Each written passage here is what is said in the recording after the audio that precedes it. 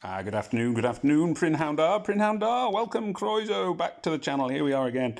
So I did a video yesterday on 3-star heroes, and then today out came the new zombie event. So we have new zombie heroes, we will have a quick look at those in just a second. We also have the zombie outbreak zombie event, which looks at a glance very much like the mercenary event, but I'll come to that in a moment. So let's have a look at our zombie heroes that are now available. We have, let's see, we've got Kraken. Unleash the Kraken! Binding Tentacles. Deals 255 damage to all enemies. All enemies get minus 112 defense. For 3 turns, all enemies become unaffected by dodge bonuses for 3 turns. I can see that getting rid of the dodge bonus could be quite useful. Not amazing. Iggy Blades, Guitar, Smash Hit, 335 damage to target, remove buffs and from the target and nearby enemies. Buff removers can be quite handy. Reasonable sniper, I guess, for a 3-star, nothing that exciting. Lindsay, Lindsay's in this one, so you can draw her summoning. So she's just standard poison damage over 3 turns. I think I got one of them anyway. Roberto has already been, I already mentioned Roberto. In fact, he was one of my 3-stars in my video yesterday. He's a bit naff. Shocker. Wrath of the Zombies. Special skill alternates between the so these are one of these ones where they do random skills. Hammer of Wrath deals 365 damage to the target, not bad. Shield of Wrath deals 205 damage to target nearby enemies, and target nearby enemies get minus 29 defense for 3 turns. So 2 options. I don't know which is better there, really. Not an amazing 5-star, I would have said. Tamika! She looks a bit in pain. Knockout Punch, 315 damage to the target, fine. Counter nearby allies, counterattack with 145% of the damage received for 3 turns.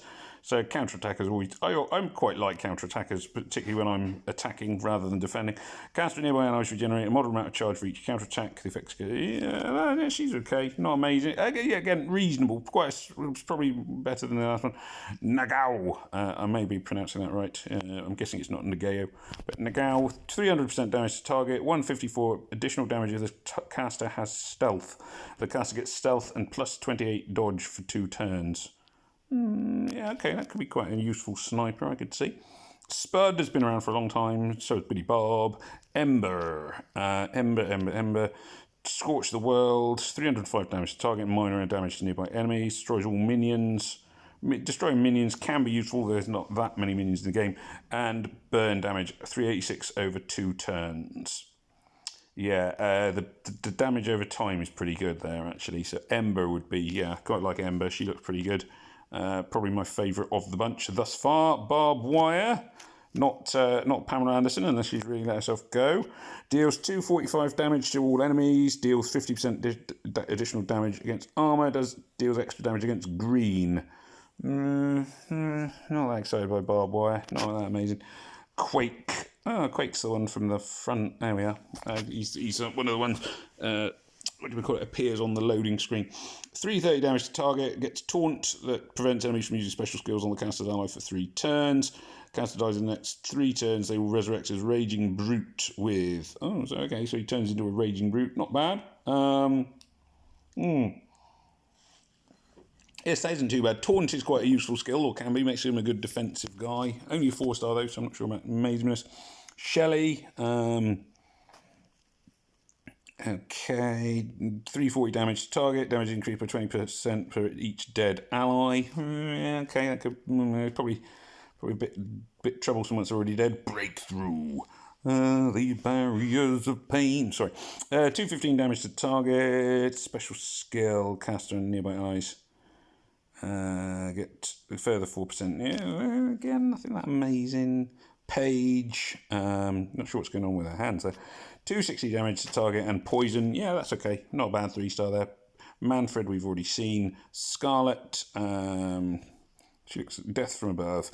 106% damage to all enemies at the end of each turn for 3 turns. Oh, that's quite nice. Caster gets plus 6. Yeah, so she's pretty good. That could be really quite powerful. Scarlet there. There's a lot of these guys. Melter. Polluting Vapor. Poison. All enemies receive 309 damage over 3 turns. Not too bad. Caster steals 45% of any healing. Yeah, maybe. I think Scarlet's probably one of the strong ones so far. Hoff. Don't hassle the Hoff. 165 damage to all enemies. Damage dealt with a special skill based on... Okay. And then we're finally through. So there were quite a lot of zombie heroes there. I will do one zombie summon as we're here. So let's see if I have any luck. I'm going to use some gold. Ooh, nice dead screen. Boom! And I got Jacob, who's definitely not a zombie. Never mind. There we are. So that was a waste of time. But a bit more food anyway. So never mind. That's how it goes. I've already got a Jacob fully leveled up. So let's have a look at the missions themselves. So it's in 3 waves of 10, pretty much the same as the mercenary events. Rewards will, of course, be, again, pretty similar. So some really good stuff if you're first. Pretty good if you're sec 2 to 10, good if you're 11 to 100, and then it sort of gradually gets a little bit less impressive from there, but each rank gets more. I will probably try and get into the top 100 for this, but we shall see how the time goes and everything else. Doubt if I'll get top 10, certainly won't get first, but I'll do my best. Let's have a look at the rules. Goal of a zombie event is to get a high master score, blah, blah, blah. Same things as normal. Combat items, time, all enemies benefit from zombie resurrection. When defeated for the first time, they leave behind a gravestone and return to the battlefield after 3 turns. I don't know how that will work with waves, we'll have to see that. Match petrol bomb tiles to generate anti-zombie charge. Once the charge bar is full, you can activate a purifying blast that damages all enemies and destroys all gravestones on the battlefield. Okay, well... Let's see what happens. So I'm going to guess that the first one I'm going to want is probably a lot of... I'm mainly going to go with yellows. Like always, I would go mono to begin with. Mono is generally the fastest way to get yourself through things. Let's see. Early missions, I'm going to want to keep my costs fairly low. So I will chuck in a couple of let's have flashbangs, small charge drinks. I will put in some basic level health kits, so hopefully I won't need those particularly, and some attack boosts. Let's give that a go. Don't know if I'll use any of these things to start off with. I'm assuming purple will be a prominent colour, but I could be completely wrong on that. In fact, on this one, it's obviously red and blue. Generally means I'm going to want... I see the zombie things. You have to match them up with their own colour, which makes sense.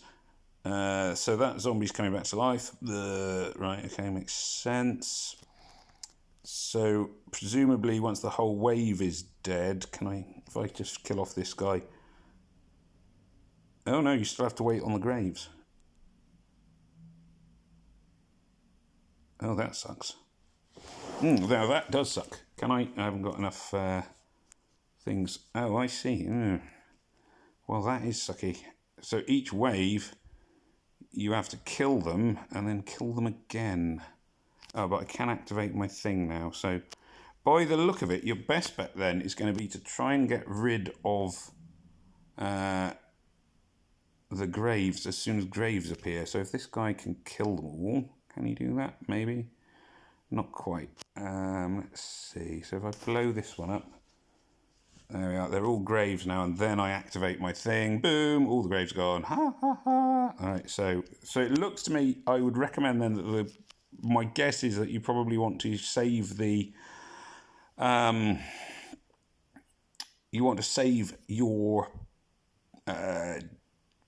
petrol can things. Your you're blowing up zombie bottles of gas until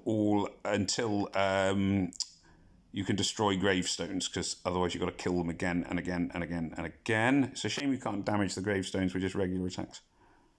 So he's going to stay alive, you see, and there's nothing much I can do about it. Which, yeah, there we are, but this will kill him off. Interesting. So I'm going to try that again. I'll try it with blue heroes next time round. It's not a very good score, unsurprisingly. I am guessing that I will not be alone in having sort of fairly low scores to begin with. This is going to take a bit of thought to work out best way forward here, really. So certainly special skills. I mean, I know I did a special skill onto a gravestone, and obviously that didn't work. Right, so let's start building up. Oh, I should have done that. I missed a move there. There we are, never mind. Nice little combo rolling on there. Boom, they're all gone. Let's see, this should actually get my flame thingamy-bob activated. Well, I may as well destroy that one gravestone because my board is awful. Yeah, it didn't do very much damage to the zombies then, the old Molotov cocktail I chucked in there. So it's best, by the look of it, to save the petrol bombs for when you've actually already killed when you're for destroying gravestones. Is what I'm trying to say in my own roundabout rambling way. So this guy, because he's already been killed once, there's no point in. I don't want to use gravestone stuff on him. These guys, however, if we could actually do the special skill I pressed on you, that would be helpful. So what's his name, has killed most of them there. That's handy. So if I finish off this one, and then go boom, bye. Activate and on to the next wave. Very interesting, intriguing how this is going to work out. So this is going to get very annoying because you do basically have to kill almost everyone twice. In some ways, it'll probably actually get easier on the later levels, whereby you don't where you have more, where the minions don't die so slowly, so quickly even. So you have more time to prepare to deal with them. So those two guys will die again. At least they don't come back with full health. That's something at least. Yeah. Intriguing. The main thing seems to be getting plenty of those zombie petrol bombs, but that's a really low score for the first one. But then I'm guessing most people will be getting low scores for the first one, first few waves, until they kind of get the hang of this. Certainly, like using tons of battle items doesn't seem like a particularly valuable way forward at the moment. And you're inevitably going to take a fair amount of damage. So let's think. Let me think. What would I recommend? Well, probably.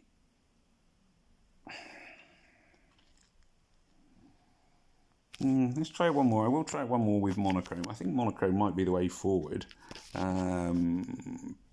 But the main thing is probably getting loads of those petrol bombs set up as soon as you can, really. So let's do the standard sort of rolling combo, which will destroy a ton of people. But so I'm going to want the petrol bombs ready to be activated. Ideally, I want that one dead, but I can't kill the other one. Well, I may as well blow that up. That'll kill him anyway. And see, it's not very powerful. It's not very effective on the zombies at all. The old petrol bombs. And now I've got 3 turns where I can't do a thing, essentially, which is quite frustrating, other than trying to accumulate more of these petrol bombs. Yeah, I'm not sure I'm a big fan of this at the minute. It seems quite tricky. It's going to be hard to do big scores on this, certainly. And they will come up sometimes, but not that often. Right, let's hope this kills him with a combo. No, not ideal. Well, I don't really want to use my petrol bomb yet because that guy's still on his first life. Now is probably the time to use my petrol bombs and finish this one off here. At least the petrol bomb does destroy all the graves. I mean, that's kind of the best thing about it, I guess.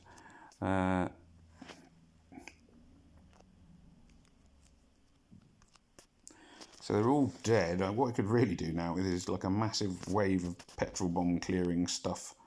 But that's obviously not going to happen. And now I'm back to killing them the old-fashioned way. Except for that guy whose grave is still there. It's going to be a better score, I think, than the last one, but it's still going to be fairly slow. And I can't think of a way off the top of my head to make it any quicker. Going to have to think this through a bit. That was a better score. I'll try it one more time, but I think basically it's going to be a bit of a trial and error one, this one. And each wave's going to take a time. So this will trigger a combo and get me at least one bottle. My own health is probably another thing I'm neglecting a little bit here, but we can see where that goes. Right, let's get rid of these red ones. That's them gone. Sets me up nicely for a blue combo. The blue combo should kill the mobs. There we are, that's perfect, that's it, excellent. So then I can destroy the graves, go straight on to the next wave. Unfortunately, this will almost certainly wipe them, or nearly wipe them all out. Let's do this yellow thingamabob, oh, red thingamabob. It's much nicer screen this. Whether it will, oh yeah, there we are, we're activated. I'm going to use a flashbang here to kill him off, so that then I can just activate the bomb. So it's probably the time to use battle items is when you have activated the, is when you're ready to activate your thingamabobs. And that's your petrol can bomb things. So once they are ready, that is probably the time to go for it. So this should be then, I'll do this, this will kill him, I'll activate it, and this is going to be my best score by quite a way, and probably what I will accept as a finishing score.